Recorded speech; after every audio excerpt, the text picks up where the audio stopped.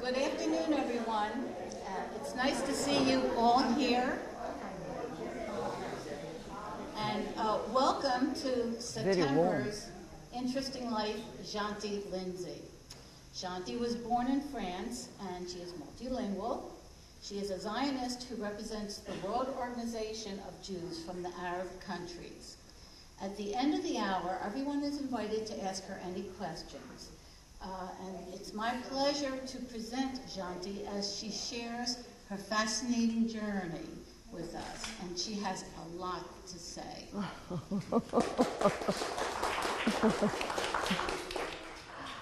First of all, I wonder why all these cameras. It's really, I didn't expect that at all. Can you hear me? No. You can't hear me. Okay. All right, can you hear me now? Yes. Right, I have a lot to say. Naturally, if any one of us in their 80s have a lot to say, mostly when you come from a large family. I'm number 8 of 9 children of a large, very happy, loving, comfortable family. There's really advantage of being the number 8 because you have so many people who care for you and love you. And they always refer to you as the young one, regardless of the years, with the result that you act young. And I feel young all through my life. The other disadvantage of being in a large family is that 1 or 2 could be forgotten behind. This happened to me. Apparently, I was 2.5 years old when, with all the excitement, the family were leaving for a weekend away for a wedding of a cousin.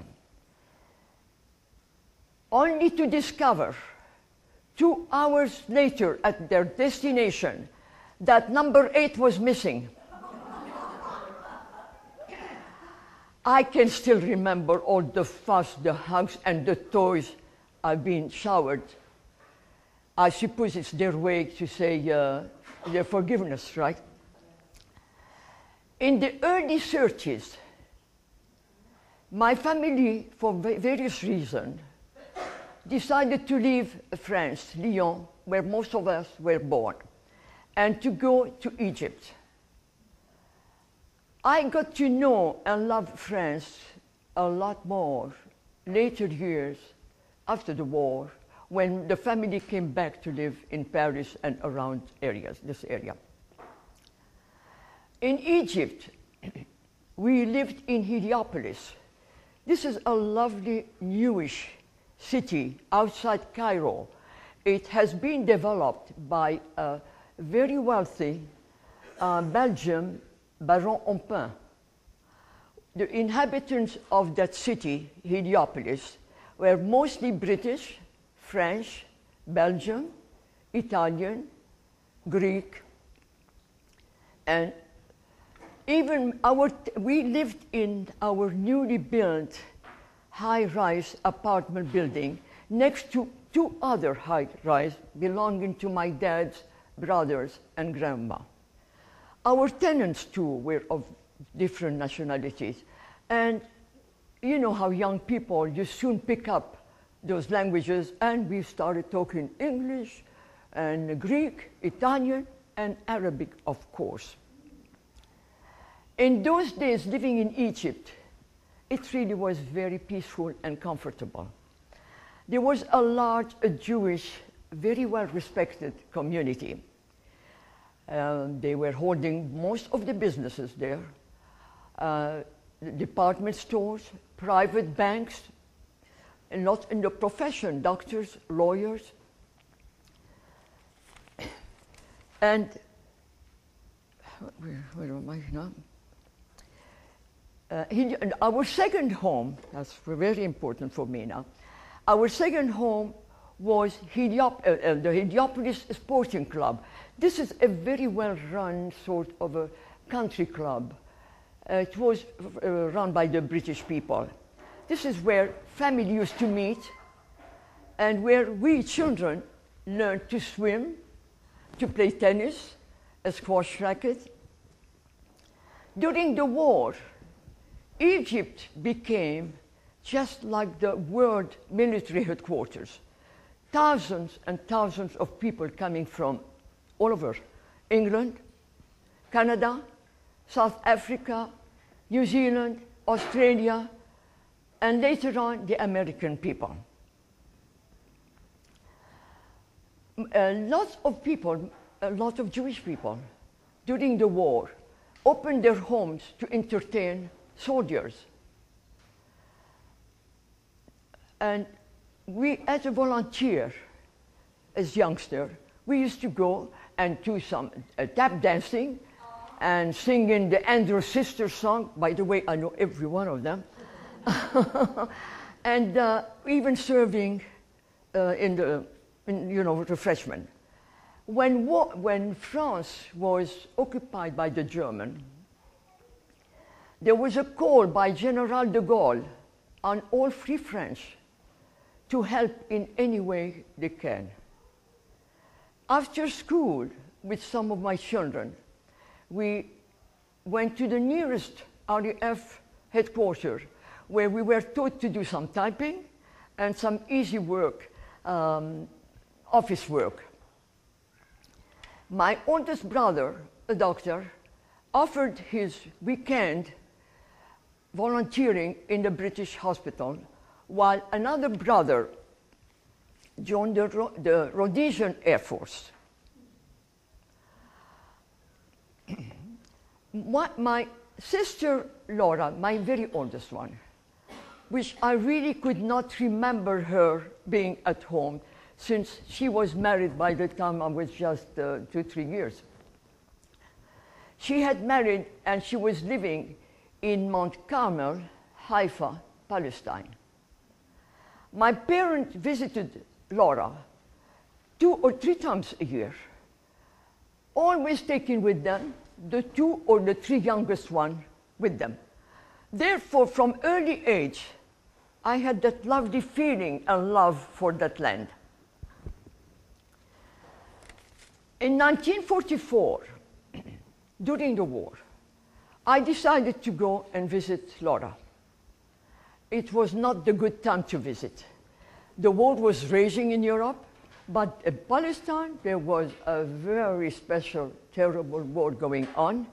The British against the Jews and the Arabs against the Jews. And the Jews, the underground, the Haganah and Irgun, fighting the Arabs and the British. On my return flight home, during the flight, the captain announced engine problem, and we had to return back and to resume the coming back and to expect emergency landing. Well, I do not wish that on any enemies. It's one of the most dangerous, frightening experience I've had.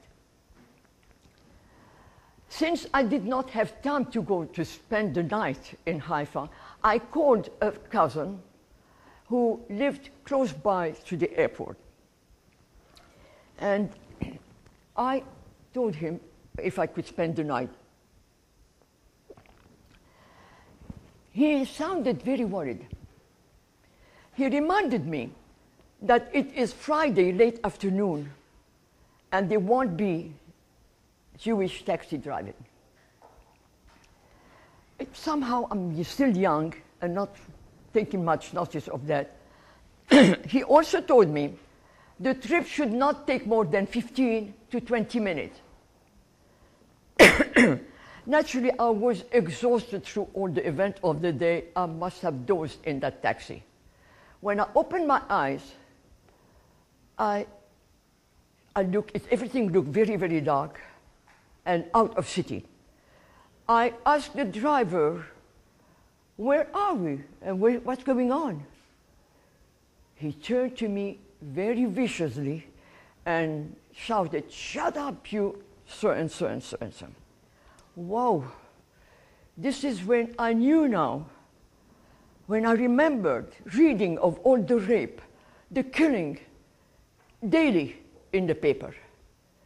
And I knew I have to do something about it, while my heart was trembling and silently calling, Shema Yisrael Adonai, help me, I need to do something. I turned to the driver and I spoke to him in Arabic. And I said to him, you crazy? Do you take me for Jewish or an English person? He said, shut up again, nothing doing. I started singing to him in Arabic, even reciting the few lines of Quran I knew. He was amused, but kept going. At that moment, we saw coming toward us, like a motorbike, it was a motorbike light. I could feel that the driver was very, very nervous now.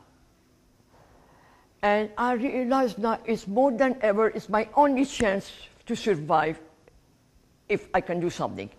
I calculated within a few feet of the taxi, the motorbike arrival, I opened the door of the taxi and threw my suitcase. This certainly disturbed the motorbike. And this now is gone very, very fast. I really cannot remember from the fear. I know that the taxi swerved and came to a stop, and I saw, I never realized it was Haganah on the motorbike. I jumped out of the taxi and ran to him and holding him, Ani Yehudim, Ani Yehudim. I'm Jewish, I'm Jewish. He pushed me a bit away while he had the gun and hitting on the taxi tires to make him stop. And while all this going on, we suddenly heard a siren, the military police arriving from that side.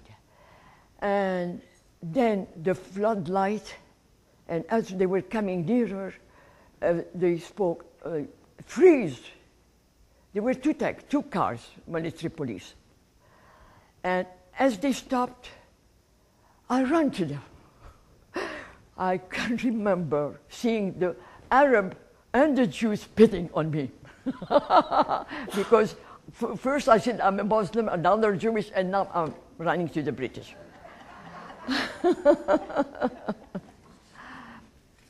That's really an event you don't forget easily. Soon after the war, at that country club, I met that very handsome, dashing, highly decorated Royal Air Force pilot. And here, I mean, I would need a book to tell you what's going on. But when I introduced, his name was John Proctor. When I introduced him to my family, and they realized our intention, they were not happy. Not happy because he was a pilot in the regular Air Force, and because they knew he would soon take me away. But we all know, you know, love always found a way to win. We did get married. And a year later, the most beautiful creature on earth, a little girl, was born. This is Maureen, my beautiful, beautiful daughter. Here, I don't know if I can touch a book. She is the author of that book. This is my Maureen. We will talk about it later on. And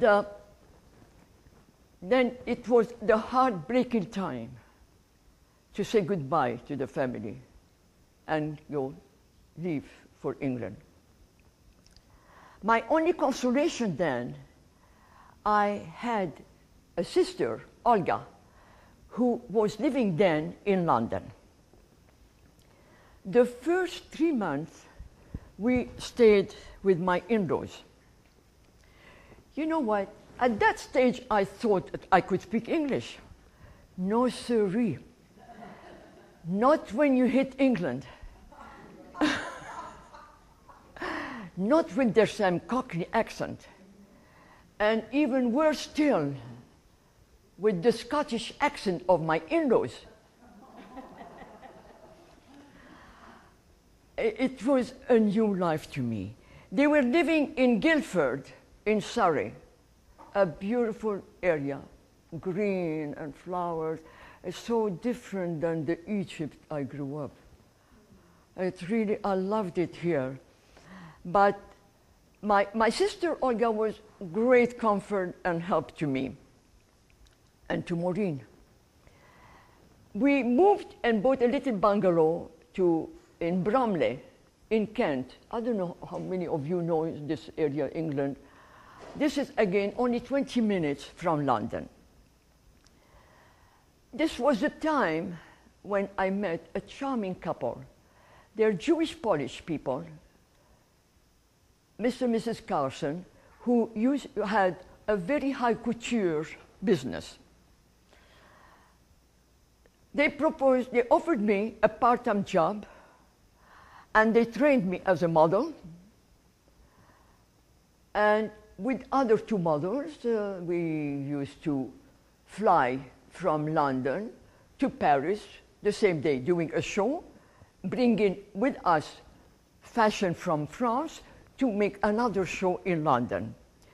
A very gorgeous, gorgeous work, and very, exciting and well paid. At that time, naturally, I engaged a full-time living-in housekeeper. The Korean War was starting now. No, here I've got to tell you, just before that, it was when the big news of Israel was born, 1948. I just can't tell you the excitement that was going on. I wanted to be the very first one with my parcel at the post office, just to see myself writing Israel. At the post office, there was a long line, same ideas like me. When the postman said, "We regret, we don't recognize the country." As I'm turning back, I said, "You will tomorrow." The next day, again, with my parcel, same thing. "We don't know this country." I said, "But you will." The third day, heaven, wonderful, they accepted my parcel, and I turned to him and I said, "I told you so."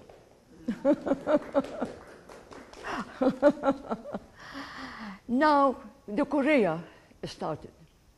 And this is where they transferred my husband. He was transferred to go to Singapore. We moved there. Singapore. What can I tell you about Singapore? I don't know how many of you have been there. It's the most exciting international city in the world. It's the tropical weather. We were stationed at the Seletar RAF station right by the water, and accommodated in a very comfortable home with plus a Chinese chef cook and Amma. Amma is his wife, who is my personal maid and housekeeper. Fantastic. You couldn't wish any more. While the husbands, the pilots, all that, we didn't know much. I mean, that was the war for them. They used to Singapore to Iwakuni in Japan, and from there joining from other countries to go over North Korea. While this was going on, the officers' wives were really very beautifully taken care of. We were taught to play bridge, golf, taught me how to drive a car, and we even, believe it or not, taught us how to curtsy and to reply to royal visitors if the occasion arises. Singapore, as I said to you, was a very exciting place. I can still truly remember the scent of the spice and the beautiful flower around the place. I need water, hold it.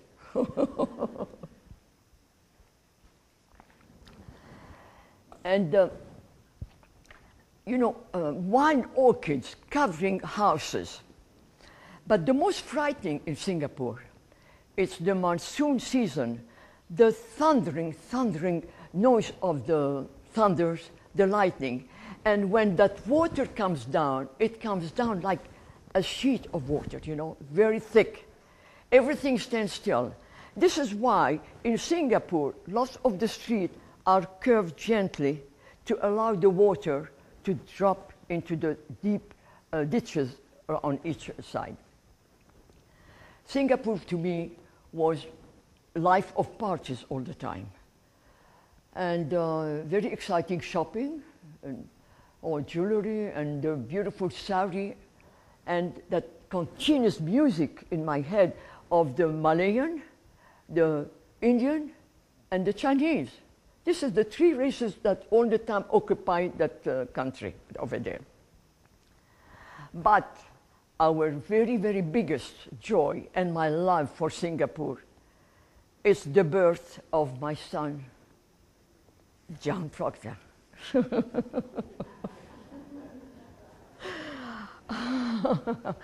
Well, he certainly, I can tell you truly, he was the loveliest baby I've ever the world seen. He was a 10-pound-old baby, born in Christmas time. He was chosen by the doctors and the nurses of the hospital, and with all the staff following with music, and sash on the baby, Merry Christmas, Happy New Year, tiny little crown gold, and they've taken him from ward to ward to wish the Happy New Year to everybody. Ah, dear.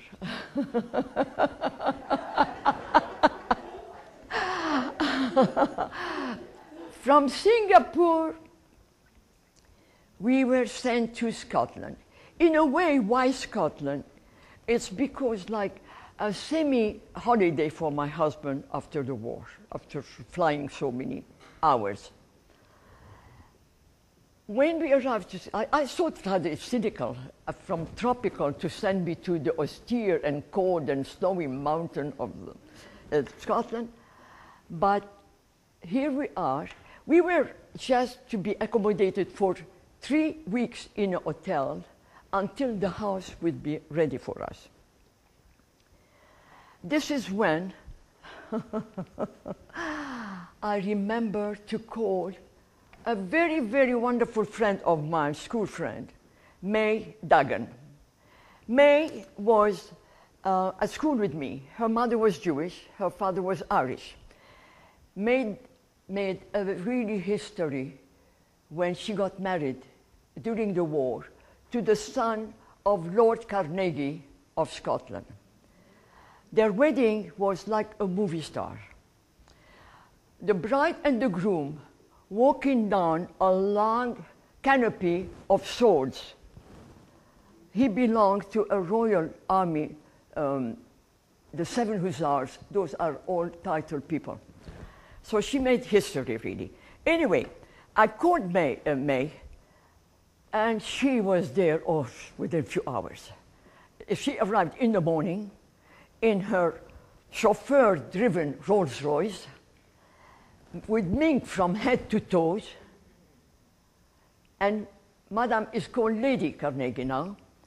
After the hugging and the kissing and the excitement, she and George, her husband, insisted that there's no way we're going to stay at the hotel. Until the house is ready, we are to move to their home. Their home is nothing but the Stromvar Castle in Fife. This is Scotland. Have you ever lived in a castle? Well, we were given a wing with our own servants. It was so big that at times I used to phone, May, I'm lost. And she said, where are you? I said, wait, I'll describe you. There is the Louis XV painting against Queen Victoria. She said, I'm coming. That's how big. It was really an experience to me, meeting their friends, most of them, Sir and Lady so and so, the Lord and Lady this and this, and the Princess of Spain. And yet, the more I met those wonderful people, the more I realized they're really very simple, just you and I, once they accept you. And I can tell you the training I had in Singapore paid off. It really paid off. My husband extremely proud to show me his beautiful native country. We started going up, we took the highland and the lowland. I'm introduced to eat haggis. Do you know what's haggis? You better not. And never, never ask soda in Scotland when you ask for a scotch. No way, just water. And Scotland, with the cold weather, no wonder they all love dancing. I became a champion at this Scottish dancing. You needed to keep yourself warm. And to see my handsome husband wearing that kilt. And by the way, they do wear underwear. They do. And I really loved Scotland for it's so totally different. It's really different indeed. And the people were charming. Then my husband had to go and represent the Royal Air Force around for nearly a year, around all the countries in South Africa. I really was thrilled about that because I had a brother. Remember I told you one brother was with the Rhodesian Air Force. He was there in Rhodesia, and Olga, the one who was in London, was married now and living in Rhodesia. And that was, to see my family again was sheer heaven. But with my husband, we traveled around many countries in South Africa. I love Durban. Durban reminded me a bit of Haifa, with its Table Mountain and sloping down to the sea like Mount Carmel. I love Durban and city of Port Elizabeth, with beautiful beaches and really different. The fruit different, the trees different, and so on. And we visited Kenya, Uganda, Zanzibar. I visited for the first time a farm, the only farm in the world that grows cloves. Did you know that? It's Zanzibar. It's the only, I believe, the only farm in the world that produces that cloves. Cloves, C-L-O-V-E-S, in case if you don't understand me. And after my husband went on those wild animal things, not for me, thank you. And so we saw quite a bit. Rhodesia was a beautiful country, by the way. And I was so happy to see a tobacco auction. Now this is truly an experience. It became a start early morning, and tobacco buyers representing the world. And I'm not joking, I believe they told me, millions of dollars exchanged hands within a few minutes of the tobacco. All this more knowledge, huh? From Africa, we were back to England. This time I was thrilled. It was in Bournemouth. I was, first of all, glad to be back closer to France for my family. Bournemouth is a beautiful, wealthy city, a very popular sea resort. It's about 2 hours from London. I loved it. There was a very big Jewish community too, wealthy. Some of the best hotels belong to Jews, and department stores and lots of businesses. I loved it because we had a lovely Tudor home, large with 4 bedrooms and so on. And now I received my family to come visit me, and I traveled back to Paris to see them. And I could have really wanted to settle there for good.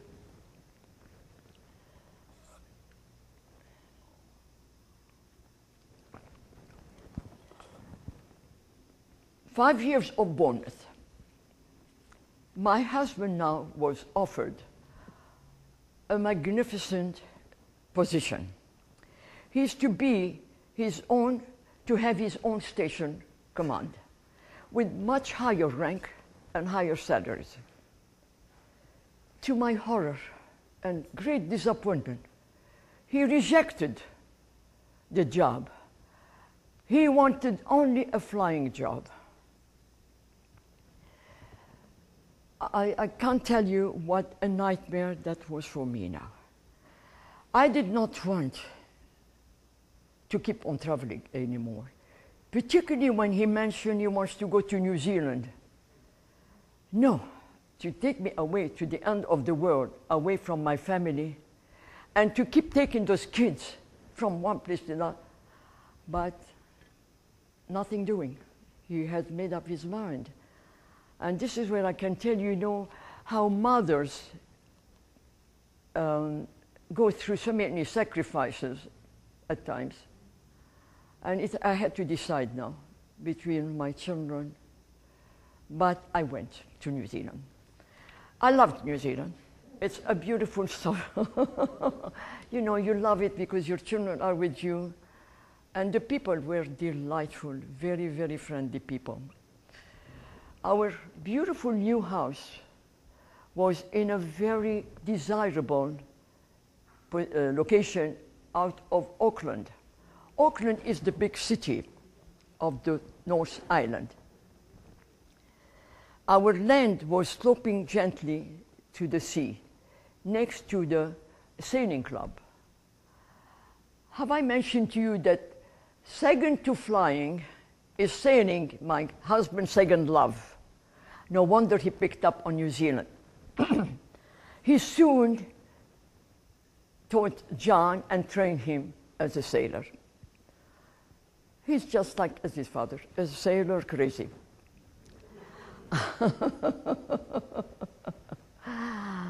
And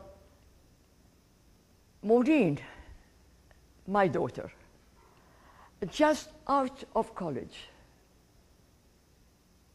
introduced us to Michael Earl and their intention of getting married. We were not happy at all. She was too young, and she's interrupting her studies. But who am I to talk? I did the same before with like her, and they got married. And I loved Michael, and I loved his parents, very charming English people. The wedding was beautiful. Maureen must have been the loveliest bride ever. And within 4 years, they had a boy, Nicholas, and Michelle, my precious, adorable new grandchildren. And that was happiness for me. I love now New Zealand. I love it more because of my grandchildren and so on. Soon after, Michael was transferred to Sydney, Australia. No, here I'm going to come back to New Zealand. I've got to tell you one part of New Zealand that really, if ever you go, you've got to go there. New Zealand, there's so much to see, by the way. New Zealand is the best country for camping, sailing, and fishing. We did that a lot, by the way, and I really enjoyed it very much. One city that you must see is Rotorua. Have you, any one of you? You do. Rotorua is a very well-known natural, with the thermal geyser and bubbling mud coming from the street, and where most of the native Maori people live. The Maori people are really beautiful. They're rather stocky people. They're gold dark brown. They're the Polynesian type. And in Rotorua, we went to a few shows of the Maori. They're doing their traditional dancing, the po. Beautiful, and the singing, adorable. And if you are lucky to be invited to one of their hangi. Hangi is a special meal where the meat, vegetables or fish or what have you, wrapped in a foil or leaves, banana leaves, and cooked under hot stones or dipped on a string into the hot steam coming from the ground. It's very, very unusual. Rotorua is not to be missed. In fact, all New Zealand is not to be missed because it has spectacular scenery and people are really beautiful people. So Maureen moved to Sydney. It was about the time when my husband, who tried to work in that, he bought a car business. He wanted to sell it. He sold the business. And he knew I'd be very unhappy now with Maureen moving. He said, we'll move to Sydney. It's not very far. So we moved to Sydney. Sydney there again, it's totally different. It's a cosmopolitan, very exciting, big, large city. Extremely modern, extremely vibrant. We lived, our condo was across the harbor, which is known. The Sydney harbor is the loveliest and larger harbor in the world. If you go there, don't ever miss to take the ferry from the North Shore to town. It's spectacular. The harbor, it seems like with many hands, or canal you call them, this is bringing so much beauty to that Sydney, and Sydney is gently up and down, not flat like here. And it's a rich city. The native people, the Aborigines, they're very, very timid people and very rarely seen in the cities. They are mostly occupying the center part of Australia. You know, Australia is the size, almost the size of USA, and yet it's only 30 million people, because all these beautiful big cities, 8 cities, big, around the coastal of all the continent. The center is still not fully developed. I loved Sydney until when Maureen told us that they're moving to California.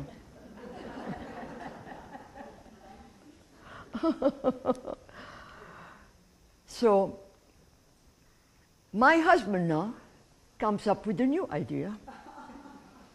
He wants to go to Spain. He wants to sell the house. Well, this time, I really knew the time has come to put my foot down. I want out. He was not going to settle. It was a very hard decision to take, very heartbreaking.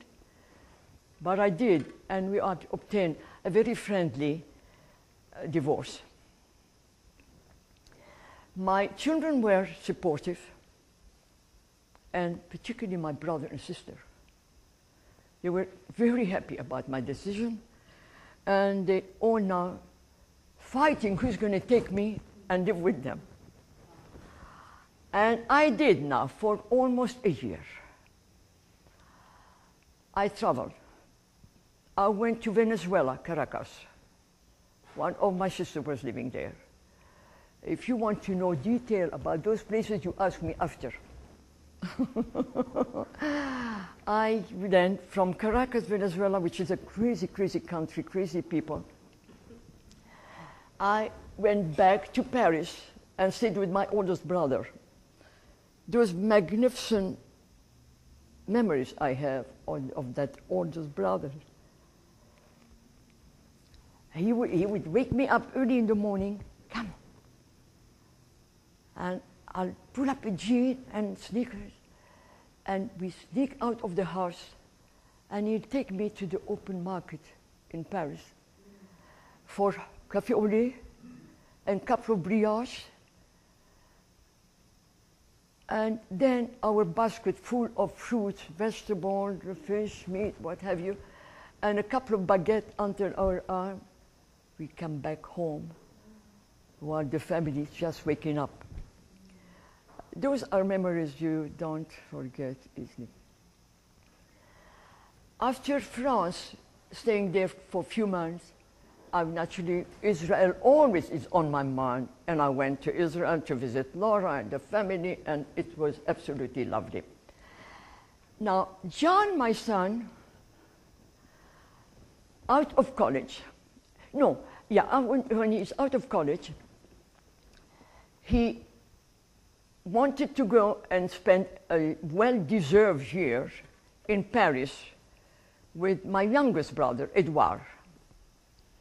While staying there, he met two young Americans from Sarasota, two young men. Now here you see, you laugh, that's true. And this is the beginning of the chain of destiny, why Sarasota came into my life. With those two young men, he toured all Europe, finishing in Sarasota.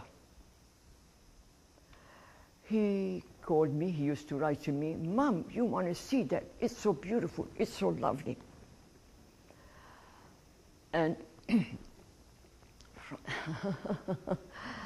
oh, dear God Almighty. Yeah. Then it was time then, I'll come and visit John and visit Maureen after touring, Venezuela and all that. I came first to Sarasota. I was there for 2-3 weeks.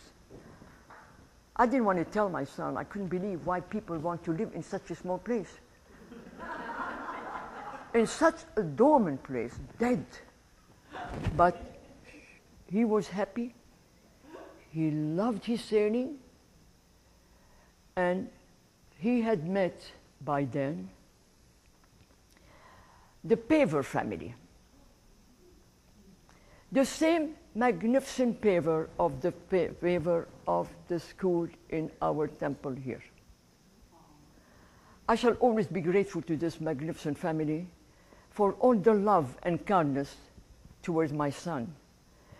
They offered him a professional position in their construction business. And he was really settled down and happy.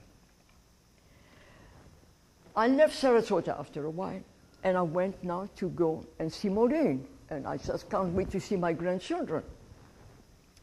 I went there, and she lived in Santa Monica.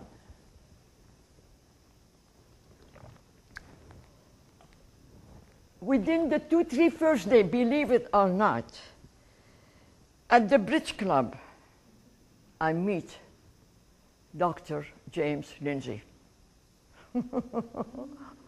Now you can put two together and you know what's going on.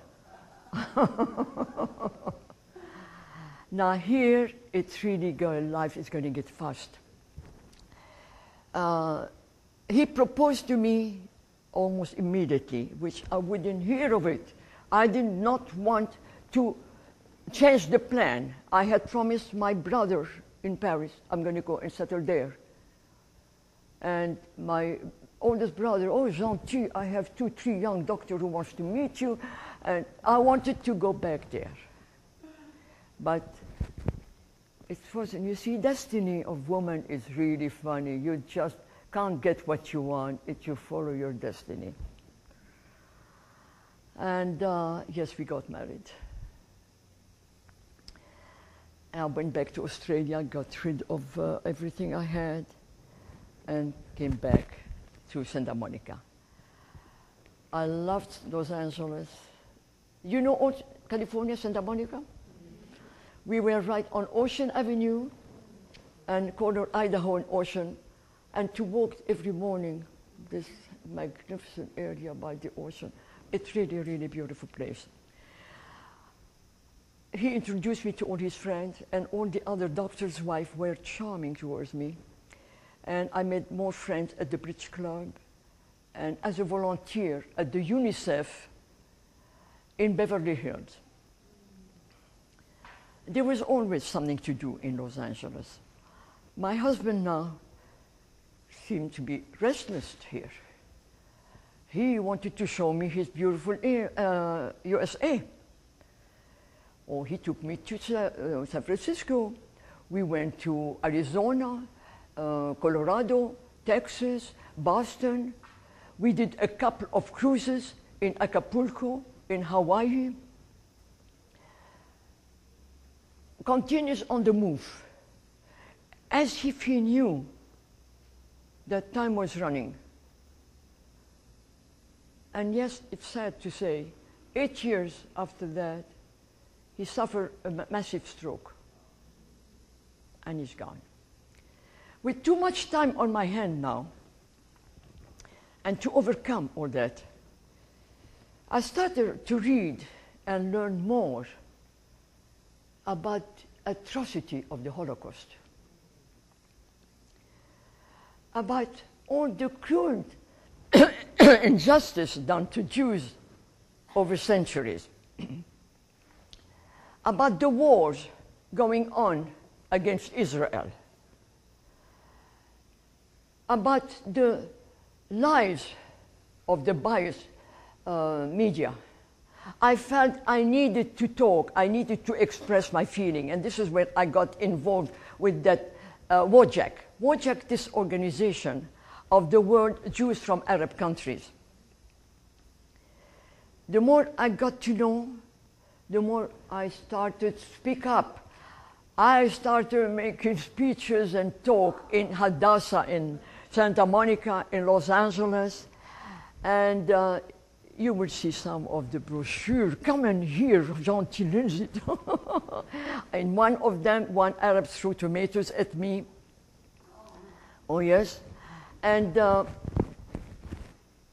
I've kept on. I wanted to really speak up about Israel and all the injustice of all this time. And by this time, I got a call from John. This time he really sounded excited. He wants to tell me about his latest new love, Laura. You've got to come and see her. She is so beautiful. I said, I came. And sure enough, Laura was as beautiful, even more than what he described her. Laura was as, how can I say it, as capable sailor as John. Laura is a certified cordon bleu. You want to try her food. And Laura, from her own decision and wish, converted to Judaism in this temple, Beth Shalom, and studies with Rabbi Roth. Their wedding was one of the most romantic weddings I've ever been. The bridegroom arriving on a gondola with all her bridesmaids, followed by another boat with musicians. The ceremony was in a magnificent setting under a canopy near the water. I hope they kept all those pictures. It really was a spectacular wedding. And John, my son, he's been now, he's the director and owner of his own contracting company, the Southern Cross Company. They have 2 children, Josh, now 22 years, and Emily, 20 years old. I often really count my blessing. Oh, they both wanted me so much, come.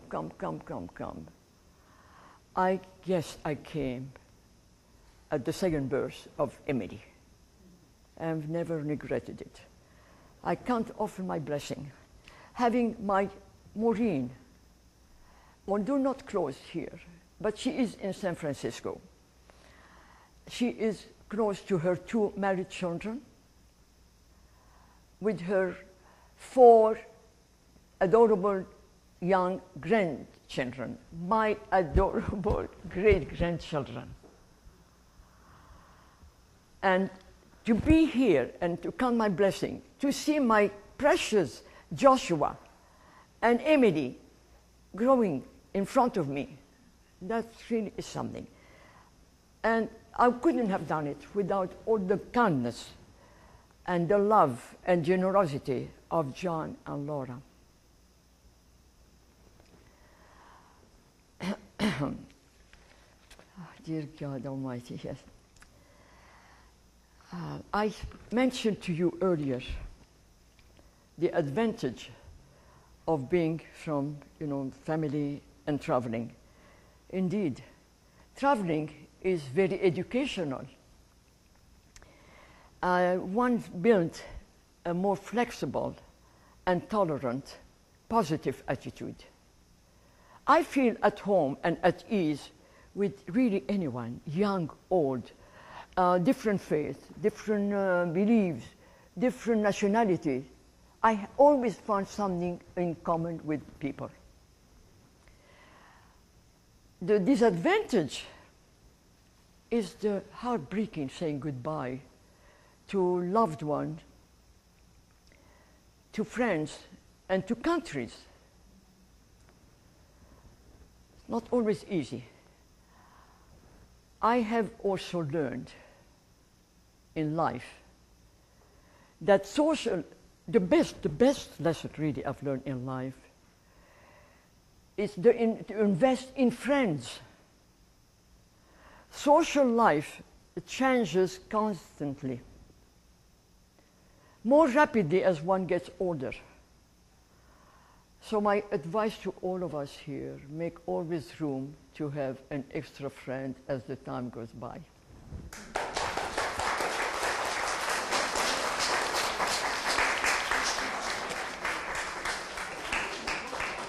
That was beautiful. Thank you so much. Oh, does anybody have any questions you'd like to ask? Oh. Yeah. What happened to the building that you lived in Egypt? That's a very, very good question. Did you hear what happened to our building, the high-rise in Heliopolis?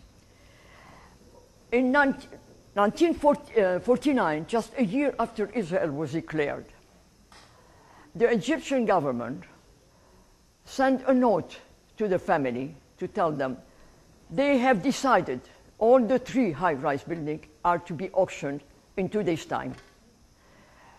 It was not even advertised. Nobody was allowed to go in that room. My brother, he represented the family. He went first to the French consul to complain. And the consul, he went with him, but nobody was allowed to open their mouth. Just number 1 building gone, number 2 gone. It was Egypt who bought it for just a fraction. And this is how it happened to many other people who lost all their properties. Yeah. Yeah. Janty, do you have any photographs that you have stored away that you could come back another time and show us? That's what I'm missing. Story? I knew I missed something in my speech.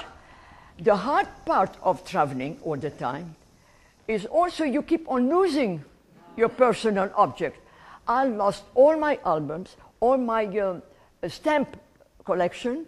I lost all the souvenirs that I picked from different countries. I don't have at all. And remember those days, they were not like here now, you take a picture. But Janty, she did bring a book here with... This is the book to tell you about my husband, the Royal Air Force. This is written for the few. You remember what Churchill had said once? Churchill, he said, never in the history of the world did so many owe so much to the so few. My husband was one of those, the few one. He was one of the Battle of Britain. So this is a very beautiful, special book for me. Right. He is in the cover here. That is John Proctor. He was nicknamed Hector. Yeah. Very highly decorated. Janty also brought her daughter's book, Boat of Stone, of which we have that book out on the shelf if anyone's interested in taking out to read. Have anybody read this book? Oh, yeah. Did you like it? Yeah. Okay. You know, I'll tell you another really lovely. In a recent dinner here at the temple, I was sitting with people, I mean, I don't know, but know by gesture.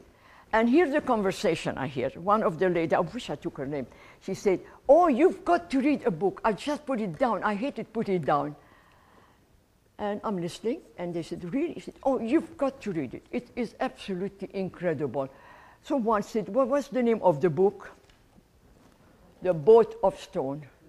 And when I heard that, I just couldn't believe it. I said, "What? This is my daughter." "Your daughter?" I said, "Yes, my daughter." Here, she mentioned here my name in the book. And this book it's really a good book to read. It's about a true story about like a woman from the Holocaust.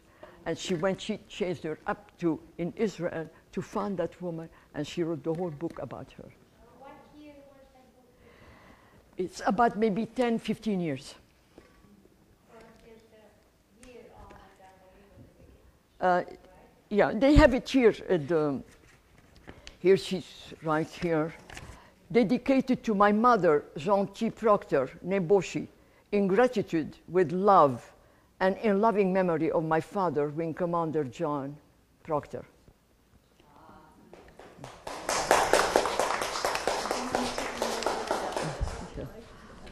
This is Wojak.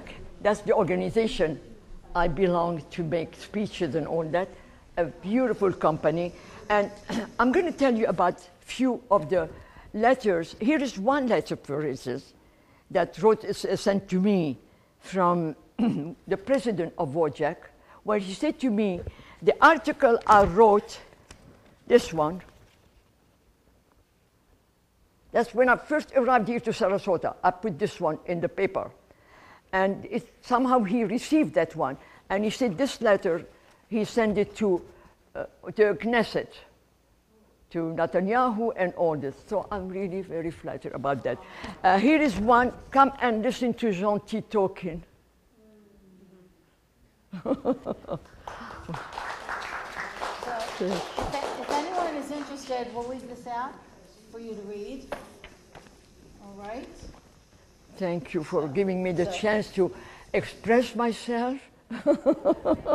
Thank you. Molly, thank you, darling. You're wonderful.